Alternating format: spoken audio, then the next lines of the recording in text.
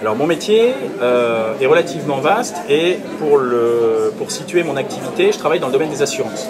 Je m'occupe de la sécurité financière des individus, la sécurité financière des chefs d'entreprise et des entreprises d'une manière générale. Ce métier-là, je suis tombé dedans totalement par hasard. J'ai un de mes amis qui m'a dit « Écoute, voilà François, je te verrai tout à fait dans ce métier-là. » Rien ne présageait depuis des années que j'allais travailler dans le domaine des assurances. Et j'ai appris, j'ai voulu voir quel était le métier. On m'a formé sur ce métier-là, puisque je travaille avec un grand groupe qui s'appelle AXA. Et puis depuis, je me rends compte que cette activité, je ne la changerai pas jusqu'à ma retraite. J'y suis bien tous les jours quand j'y travaille parce que les gens ont confiance en moi. C'est un business qui marche très bien parce que c'est encore plus d'actualité aujourd'hui, la sécurité financière. Donc voilà pour ce qui m'a poussé à travailler dans ce métier-là parce qu'on joue essentiellement sur la confiance. Alors, trois grandes périodes, 4 même, puisqu'il y a toute la période étudiante où je voulais absolument être pilote de chasse, donc j'ai tout fait pour être pilote de chasse avec les études, les prépas et tout ce qui va bien.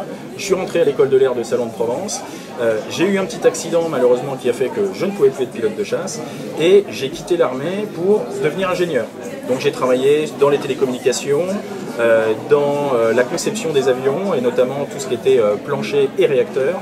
Et puis après, au bout d'un moment, je me suis dit, tiens, je voudrais devenir chef d'entreprise et c'est comme ça que j'ai monté mon activité avec AXA. Alors la première chose, travailler. S'il n'y a pas de travail, l'orientation devient difficile.